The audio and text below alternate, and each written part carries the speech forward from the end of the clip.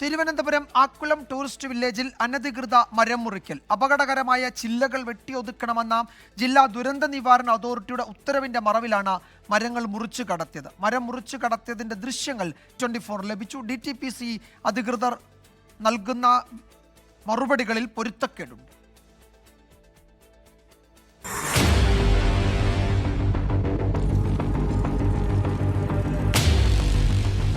Akkulam tourist വില്ലേജിൽ കുട്ടികളുടെ adventure പാർക്കിന് സമീപത്താണ് വ്യാപക മരമുറി നടന്നിരിക്കുന്നത്.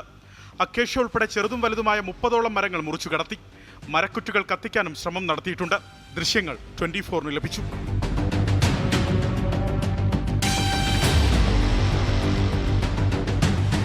ജൂൺ മാസം മുതലാണ് മരമുറി ആരംഭിച്ചത്.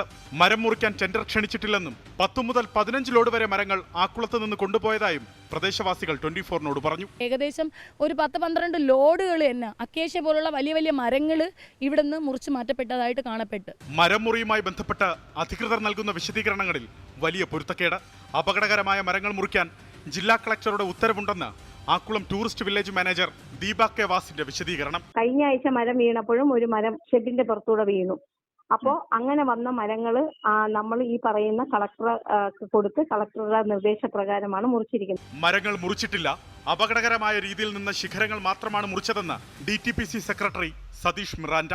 കാറ്റത്തും മഴയത്തും താഴെ വീണ് കുറെ കാലമായിട്ട് കിടന്നത് ഡിസ്റ്റർബൻസ് ആയപ്പോൾ അതിനെ റിമൂവ് ചെയ്ത് മാറ്റി. ബാക്കി ശിഖരങ്ങളൊക്കെ നമ്മൾ ട്രിം ചെയ്തു. ആക്കുളത്തെ മരമുറിയിൽ ക്രമക്കേട് നടന്നിട്ടുണ്ട് എന്നുള്ളത് പ്രഥമ ദൃഷ്ടിയിൽ തന്നെ വ്യക്തമാണ്.